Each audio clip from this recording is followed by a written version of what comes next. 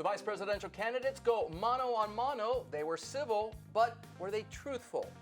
We're still cleaning up after the Hurricane Helene here in North Carolina. How will that impact the election 2024 results? And humor is back in politics. The Z Factor starts right now.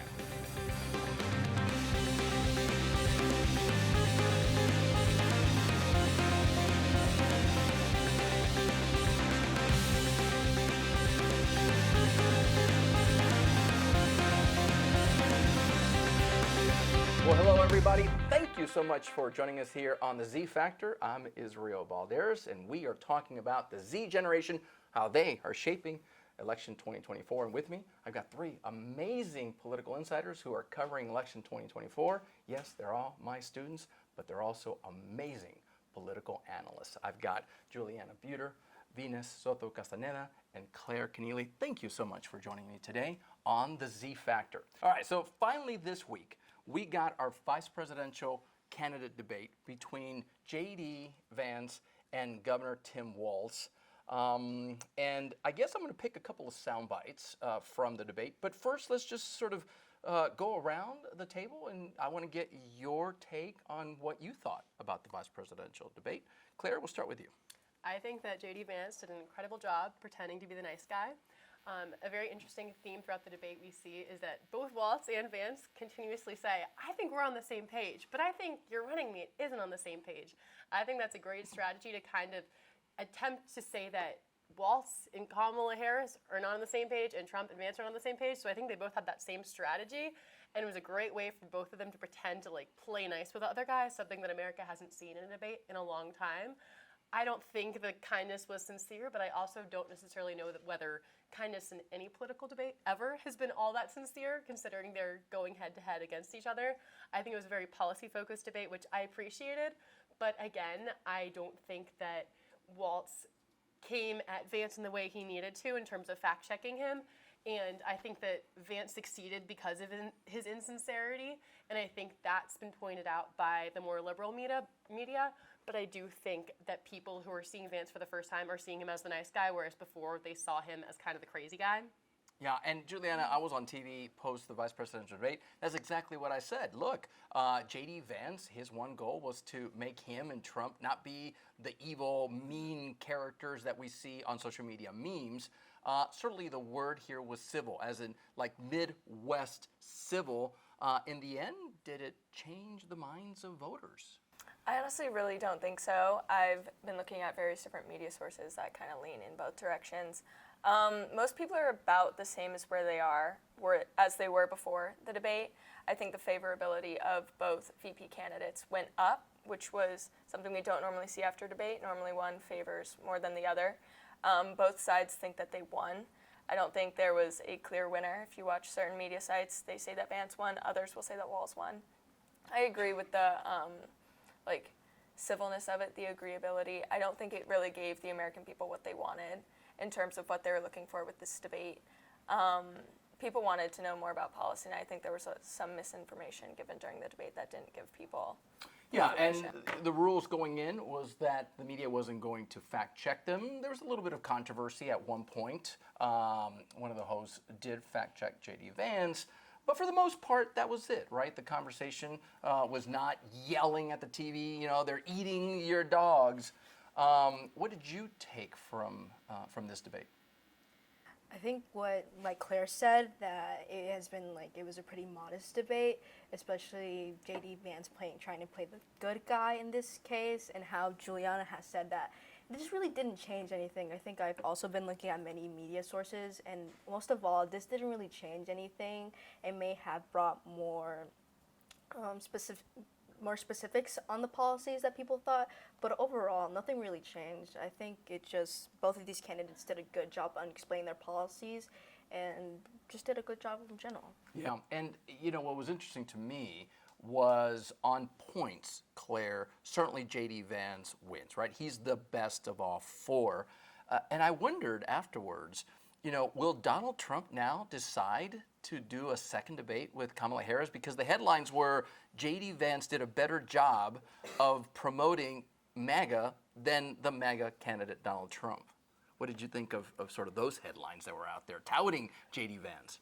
I think that we all kind of knew Vance was going to do a better job than Trump. He kind of falls more into that stereotypical politician who can get on a debate stage and do a performance and not lean too much into his emotions and let those take the best of him. But I do think Trump is not going to do a debate because he'll want Vance to have the last word. At least his campaign managers will want that, because when people left their TVs this past Tuesday evening, they got to leave feeling like, okay, the Trump campaign is like semi-normal, not super crazy. Whereas if Trump gets back on TV, it's inevitable that he's going to make it a little crazy again. Right. And so I think his campaign managers will be begging him not to do that. But he might want to. You never know. And afterwards, we've been fact-checking the things that J.D. Vance has said. You mentioned that there was a bit of misinformation on both candidates. At one point, Tim Walz was asked about statements that he has made about being in China during Tiananmen Square. It became very awkward for Tim Walz. Is this what people want, Juliana? Do people want to find out all the nit and bits about the candidates? Or at the end of the day, are they thinking about the big issues? Immigration, reproductive rights, the economy. You know, what are people thinking about as we are looking at almost 30 days to the election? Yeah, I think for a majority of people, the biggest issues are the economy, reproductive rights, and immigration. But I also think trustworthiness plays a big role in the minds of the American people. I saw that with several focus groups that were conducted following the debate.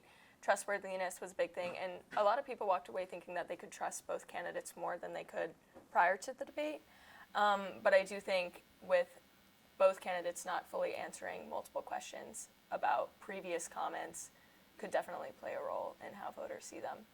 And one of those was what happened on January 6th in 2021. For 90 minutes, they debated Venus issues, substantive issues, right? The economy, women's rights, immigration. But that last 5-10 minutes, it was a simple question, Mr. Senator Vance. Did Donald Trump lose the election? He couldn't answer that directly. And the focus groups that Juliana is talking about, the moment he couldn't answer that question, I saw voters go, no, I'm still not voting for the Trump-Vance ticket. What was your takeaway about this big thing that happened 3.5 years ago, right? And that people are still caring about democracy, and yet the Trump campaign still can't answer whether or not he lost in 2020. I think that many people just thought that it's still a big deal. I think it really, during the time that happened, changed the way we view democracy and social media and what does it mean to follow someone, right? So I do understand what they meant. I do understand what people meant when J.D. Vance acted that way. I think me personally, if I saw someone not acknowledge the real things that happened during that day and the facts that actually are out, then you don't want to trust that candidate at all. Yeah. I want to pick a couple of sound bites from the debate because I do want to get your take as to how college students are thinking about these issues. And certainly on the minds of many college students, especially here on campus, is what's happening in Israel and sort of but the expanding war in the Middle East. That was the first question that was asked of the candidates. I'm going to pick Waltz first. And it just so happened that on this day when the vice presidential debate happened, we saw that Iran had launched weapons into Israel, right? So that's the context. And the question of both candidates was, if you are advising the President of the United States, are you supporting or advising for a preemptive strike? In other words, really expanding more the war, not trying to minimize it, not trying to work it out through diplomacy. Here are the answers that both candidates gave. I want your reaction to it. Let's keep in mind where this started. October 7th, Hamas terrorists massacred over 1,400 Israelis and took prisoners. Israel's ability to be able to defend itself is absolutely fundamental. Getting its hostages back, fundamental, and ending the humanitarian crisis in Gaza. But the expansion of Israel and its proxies is an absolute fundamental necessity for the United States to have the steady leadership there. You saw it experienced today, where along with our Israeli partners and our coalition, able to stop the incoming attack. But what's fundamental here is that steady leadership is going to matter. It's clear, and the world saw it on that debate stage a few weeks ago. A nearly 80-year-old Donald Trump talking about crowd sizes is not what we need in this moment. And then here is Vance answering the same question. That as much as Governor Walz just accused Donald Trump of being an agent of chaos, Donald Trump actually delivered stability in the world, and he did it by establishing effective deterrence. People were afraid of stepping out of line. Iran, which launched this attack, has received over $100 billion in unfrozen assets thanks to the Kamala Harris administration. What do they use that money for? They use it to buy weapons that they're now launching against our allies, and God forbid, potentially launching against the United States as well. Donald Trump recognized that for people to fear the United States, you needed peace through strength. They needed to recognize that if they got out of line, the United States global leadership would put stability and peace back in the world. So what do you think, Venus? This idea of with Harris, you get calm leadership. With Trump, you get uncertain, anger, retaliation. I'm not quite sure what Vance is trying to say there, but certainly, you know, diplomacy through fear. Boy, those are drastic styles of leadership. Yeah.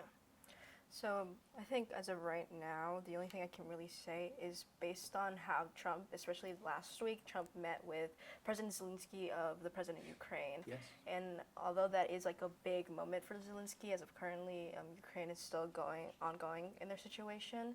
I think I do understand what J.D. Vance says, but at the same time, I'm not really clear, especially what Trump is doing, because hearing what Trump says about Ukraine and Russia, and hearing how he doesn't really, I think, believe in Ukraine solidarity in a way, and that he says that he'll make a deal with them, both of them, but he doesn't really explain it. No details. No details, Yeah. which, Since you're on this topic, did it surprise you that Ukraine didn't come up in the debate? I mean, this is a major theater of war that we're facing. Certainly, it's divided our country, or at least Congress.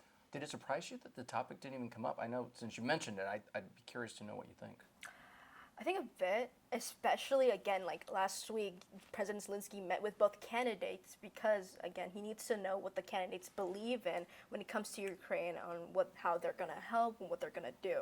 So it does come to me as a bit of a surprise they didn't talk about that because, again, it is an ongoing effort about that. Yeah. And because of that, you really want to know how are you going to talk about these issues and what are you going to do. I don't think we've really heard any candidate really talk about that. Right. But in this case, I think it's still important, even in Israel and Hamas. I think those situations are both important, especially right now. Yeah, and China also didn't come up in this debate. Juliana, what do you think? This idea that with Harris you get one type of leadership, with Trump you get another. There is an argument to be made that during Trump's time at the White House, we didn't have as this kind of open hostility from Iran. Some would say, look, sometimes you need someone who's crazy in the White House to put everybody in check. Yeah, I'm not sure if I agree with that entirely. I think foreign policy is all about like discipline and things like that. And that's something that I don't agree that Trump has had in the past. Like what Harris said during the debate, we have seen that multiple foreign leaders did laugh at Trump while he was in office and are laughing at him now. And I think that kind of still remains true. I don't think he's taken seriously. He's taken seriously by authoritarian leaders because they feel that they can use him for certain things. But I do not think that he is the best for diplomacy and foreign relations. Yeah, and that reminds me, Claire, during the presidential candidates debate, Trump was asked, who are the leaders that are supporting you? And the only one that he could cite was Viktor Orban, who happens to be a pretty bad leader in Hungary. But certainly at a time when we face a crisis in the Middle East, a crisis with Russia, and again, a crisis in the Pacific, foreign relations normally doesn't really stir voters to the polls, but maybe this time it does. Comfort of who is at the White House. I absolutely think it will. I think what's tricky about these answers is that you hear a lot of like day one, what I'm going to do when I step into office, and that's all theoretical. We know that they aren't actually going to be able to enact all these economic policies day one. But when it comes to this could be a day one thing. This is happening right now. This is you have to decide your first day in office. Are we going to like send weapons to Israel? Are we going to be a part of this? So I think it's tricky that Waltz wasn't able to give a yes or a no, because this is something where we need a yes or a no. And I think that Vance solidified the stance that we already kind of knew that the Trump campaign was going to have on this issue. And what's difficult with Waltz is that he is walking that line with Harris of knowing that there are a lot of young, more left-leaning voters who are not going to like to hear a yes from this, but he also can't say no. So I think this is an example of not being able to give a clear answer because he's still trying to walk that line. And as much as I'd like them to stop walking that line and make up their minds, I think politically they can't do that, but I do think they've already lost the passionate support of more far left people who are very pro-Palestinian because of that inability to make that decision. Because you just raised this issue, I wanted to bring up this article that I read in Axios. This was just a couple of days ago, and the congresswoman there in Michigan, Elisa Slotkin, she said that she's looking at the poll numbers in Michigan, and according to her, the poll numbers are underwater. So to your point, right, that if Israel and what's happening with Israel and United States support for Israel, if that becomes a big deal, and it seems like the Harris-Waltz campaign is going to say we're going to fully support Israel, that also means the electoral votes in Michigan now are questionable, right? And if you're going to lose Michigan because of your policy with Israel, then that means you've got to win somewhere else. I mean, is that sort of the strategy now that goes into walking the fine line between foreign policy and then domestic affairs? I absolutely think so. Yeah, I think that people who lean very left and are feeling very strongly about this conflict, I think a lot of them will still show out and vote for Harris and Waltz. I think they will, but I think that the people who weren't going to vote anyways aren't going to feel like a call to go out because of this issue specifically. I do think that, well, in previous elections, foreign relations haven't dictated the way that an election goes. I think that this is a unique year because we have so many people in our generation who see this as one of the top issues, just based on my social media feed and based on interactions with friends. I think it is at the top of people's minds. And so, yeah, I do think it's going to play a huge role, and I think that is going to cost them. Anybody want to weigh in on this issue, or we can go to more sound bites from the debate? Yeah, Juliana, what do you think? I feel that foreign policy might not be the deciding factor of this election, just because I think we only have 12% of voters that are undecided about who they're voting for, and majority of those are independent voters, and that's not a top priority for independent voters, to my knowledge. I think that mostly falls on the economy and immigration. Healthcare. Correct. Right? Reproductive rights. Yes. Yeah. So I think those will be the deciding factors. I think foreign policy might change how people perceive the candidates, but I don't think it will be the main factor in deciding this election. Any thoughts, Venus? I think like Claire said, right now they can't really say yes or no because they're, again, treading that line of I'm so sorry. You're good. Go ahead.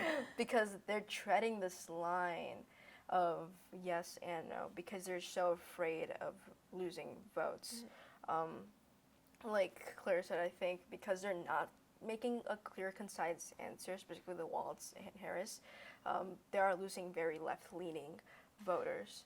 But I think overall, even though foreign policy matters, just like Juliana said, it won't be the deciding factor because right now we have so many concerns about the economy, healthcare, immigration. Those are the biggest points that many of us are concerned about. Sure. So foreign policy is important, don't get me wrong, but I think that's what we're going to be talking about, and that's what we're really focused on right now. I do want to talk about the issue of reproductive rights because when I look at the polls, I do see that your generation, right, 18 to 25, they're very concerned about this issue, and not just today, but what's going to happen in the future. So here is the question that was asked of both candidates on the issue of reproductive rights and what happened when the Supreme Court overturned Roe v. Wade.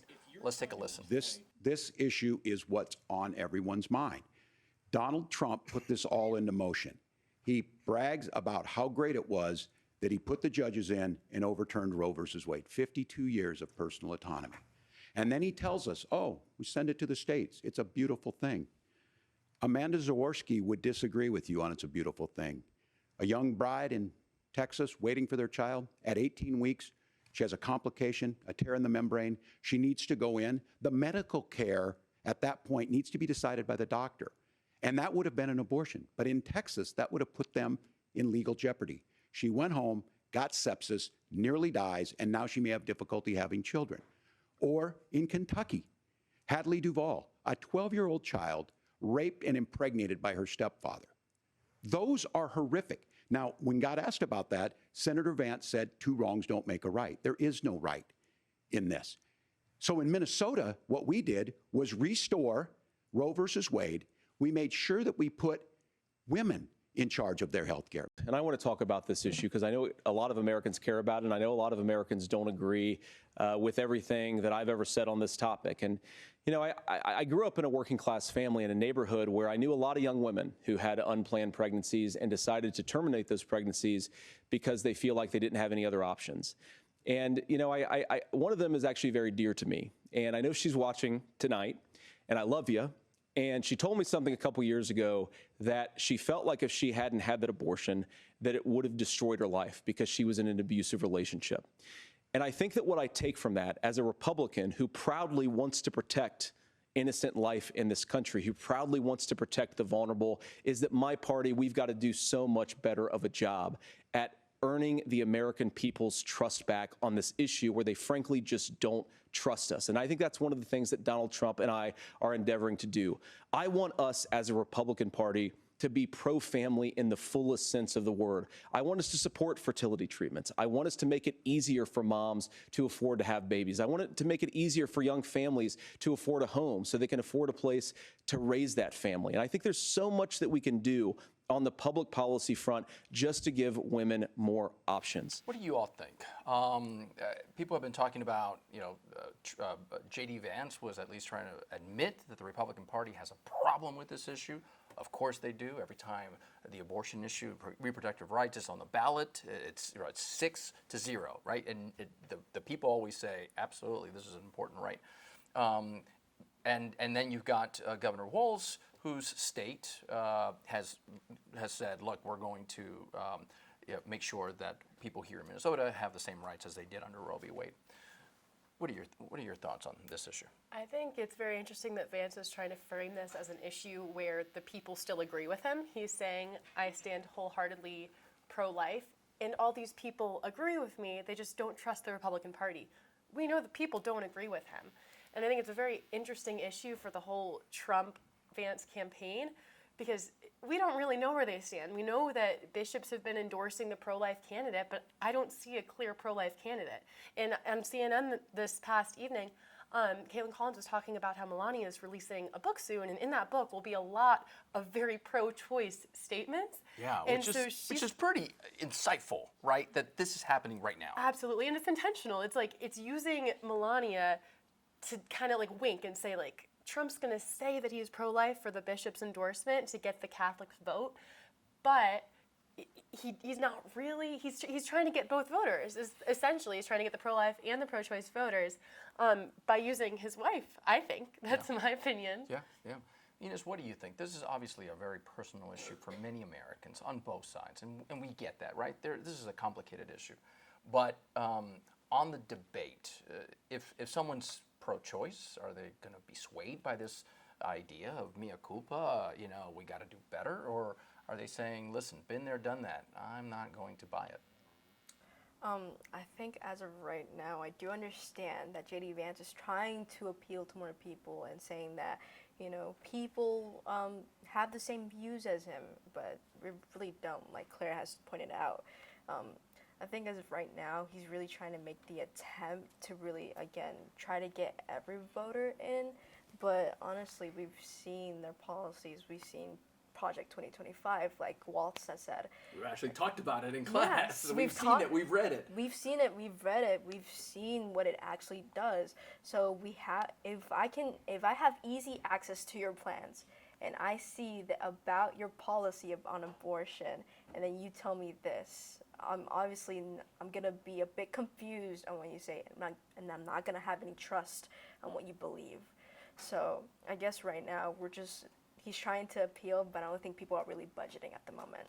Yeah, when you look at the polling, Juliana, 18 to 25-year-olds, I mean, this is not even close, right? 65 to 70% of Gen Z say we are going to vote for Harris because reproductive rights is so important to us.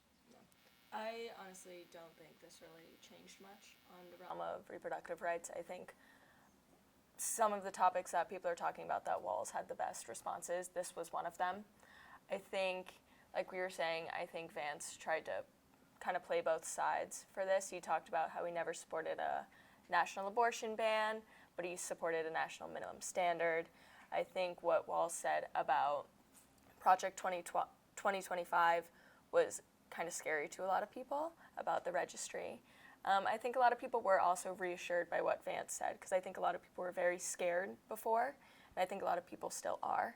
But I think from what we were seeing in post-election focus groups, people are less scared now knowing that he's less radical in that sense than other people thought. He's still supporting mothers and young families, and I think that's what resonated with people from that. Let's talk about a different topic, something that is more vital here in North Carolina and certainly close to home, and that is the cleanup efforts that are happening west of us in North Carolina. I don't know if you've seen some of the video of people being rescued. Let me see if I can come up with some of the headlines here. But certainly, Western North Carolina continues to recover from Hurricane Helene. And I know even here on campus, there are efforts to try to help, whether it is to provide resources, to provide water, things that people need. But like all things, right, that are impacting us here at home, it also impacts the election. I want to show you a map. This is the map from 2020. These are the counties that voted for Trump and that voted for Biden in 2020. Trump won North Carolina, but by 1.3% of the vote. This is the area right here that has been impacted. If you look, for example, at the impacted areas from Hurricane Helene, you've got the Smoky Mountains and the Cherokee Nation region. You've got Asheville and the foothills of North Carolina, and then you've got high country. You know, when we look at, for example, early voting starts October 17th, and the North Carolina State Board of Elections understands that because of Hurricane Helene, this is going to impact how people vote.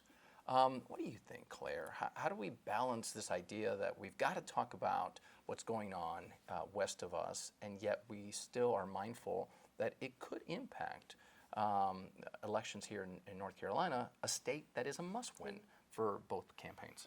I think, you know, Jack Smith's brief just came out regarding Trump's statements about the election, and essentially it's been unveiled that he just thinks that you should fight no matter what. If you lost, no matter if there's really any accusations that are valid for not being a free and fair election. And so I think regardless of what happens moving forward to ensure that these people can vote, I think that this is going to be used by Trump if he loses to say, hey, like X amount of people couldn't vote. Regardless of what happens to ensure that people can get their votes in, I do think that this will be used as a political weapon to say that, hey, if Kamala Harris gets to North Carolina, it's because they didn't send enough help to North Carolina. Because it's just been established that it's not about the free and fair elections. It's about fighting no matter what if you lose. He's told us that. Juliana, it's sad. I'm looking at video of people that are posting on social media about the recovery going on. You know, here's one person who I've been following, updating people on what's happening. You know, hundreds missing.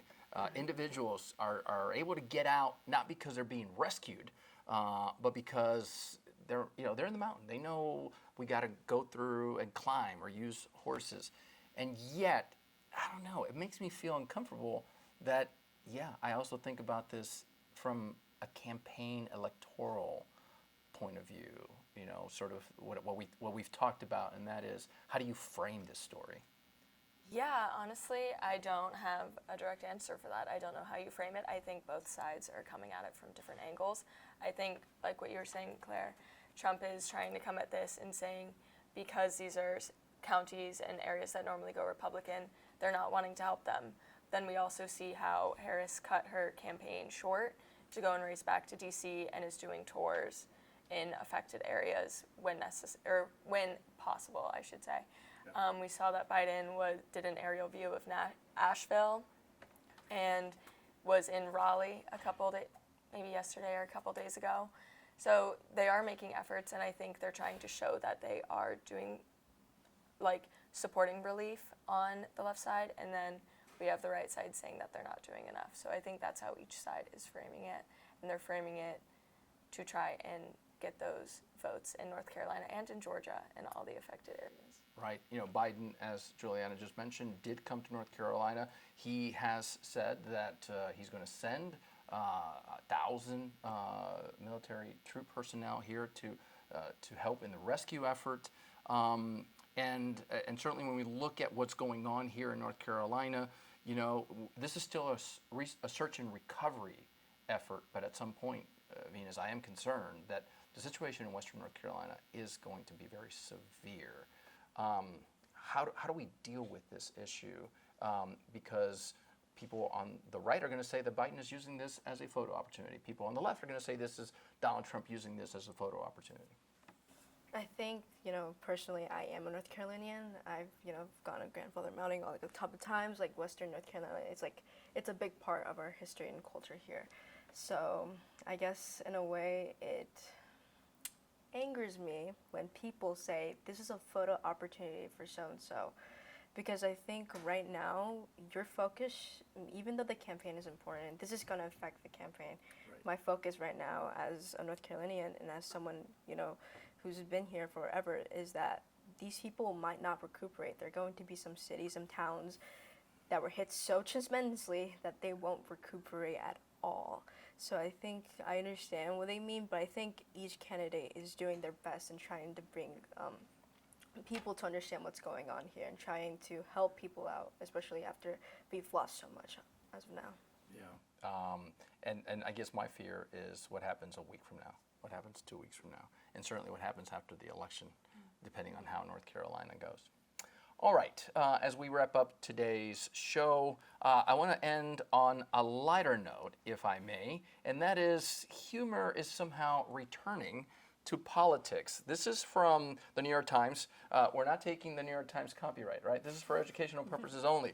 But this is Tony Hale, who played the character of Gary Walsh in the show Veep. I don't know if you ever watched Veep. I think you're a big fan of Veep. Here's just a little sample of the little skit that New York Times, a reputable news organization, put for their readers. Welcome to the CBS News Vice Presidential Debate. To mix it up tonight, we grabbed this kind and empathetic everyman Tony off the street and put him in a suit. He's an absolute loser, but with an incredibly unique skill. He has the worst poker face in America, as you can see. Tony will be providing a vibe check. It's a vibe check. Read the card, Tony. Okay.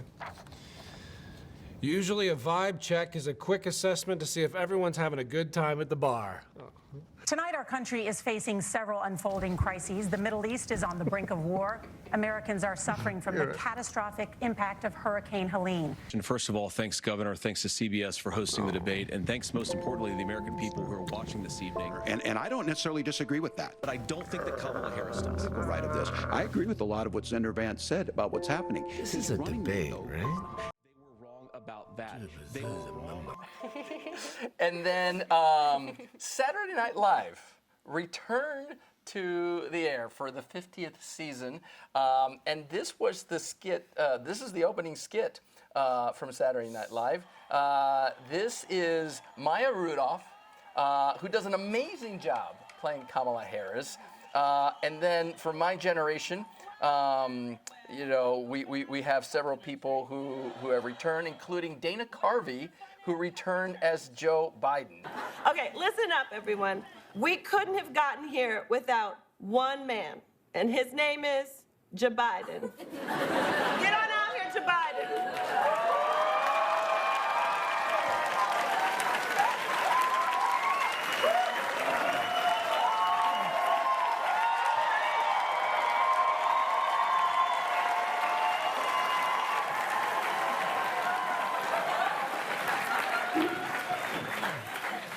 folks. That's right.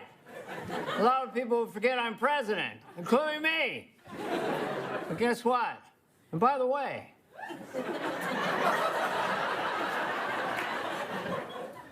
I think I did a pretty good job. I passed more bills than any president in history. But folks, we still got work to do, no joke. I'm being serious right now. Come on.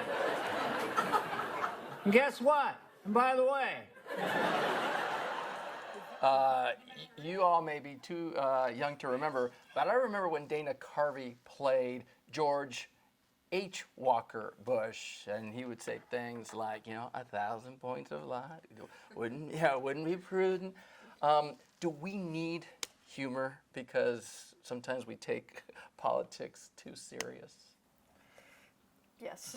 Absolutely. I think there's a fair balance. Yeah, I think there's a fair balance. I think humor is needed, like anything. In our world, I think right now, especially, like I said, like we're going through some serious things, but it's okay to give a laugh once in a while, and it's okay to make fun of like anything that's currently going on in politics. So I mean, I'm great with it. I feel like it's amazing that we have, genuine political comedy back. Genuine political comedy. I'm a huge fan of SNL, and I watch this stuff and enjoy it. But to play devil's advocate, I do think that there are issues with us always laughing about politics, because there are people I know who feel very sad about the state of the world. I think all of us do, and some of us can escape it through this, but other people can't escape the sadness of the world. And so I feel like that's kind of a counter argument to making politics humorous, is that politics has a very real and direct impact on people's lives. So I think it's kind of about balancing, yes, laugh a little, but also we shouldn't be electing candidates who are a total joke. And I feel like sometimes the comedy of it all allows us to think that that's the norm. Like I hadn't seen an impersonation of Trump in a while, and I watched it, and then I compared it to his performance, and it's weird because it's not different. It's not satire anymore. So I think that's an interesting element, is that comedy is great and good, but also certain issues affect me very directly, but I'm very privileged in a lot of ways that I can laugh about this, and it isn't going to totally turn my life upside down immediately if it doesn't go the way I want it to go. Yeah, Alec Baldwin is still my favorite actor to play Donald Trump. Juliana, I remember in 2000 when George W. Bush won, and I was on Fox News. People asked me, who are the winners and losers? And I said, Will Ferrell, because Will Ferrell played a great George W. Bush. And then 9/11 happened, and even after 9/11, Saturday Night Live was there, right, to make us laugh. Is laughter good? Is laughter good for the soul, right? Yes, absolutely. Like what you're saying and you were saying, I think there is a very fair balance between, yes, some of these things are really hard to deal with, and sometimes laughing about it can be really beneficial, but also a lot of these things still need to be taken seriously, and there's also the danger of people just watching these types of shows and getting the entertainment and then pulling their news only from these types of shows. And as we know, these shows have their own biases as well. And so if this is your main form of entertainment, that's when it becomes a problem as well. Fun stuff. You know what brings a smile to my face? Being able to have these students in my class. Thank you very much, Venus, Juliana, Claire. It is a pleasure to have you here on this political talk show. And thank you for watching again. Listen, we're going to do this again because, almost 30 days to the next, to election day. So, and make sure and register to vote. All right, we'll see you next time.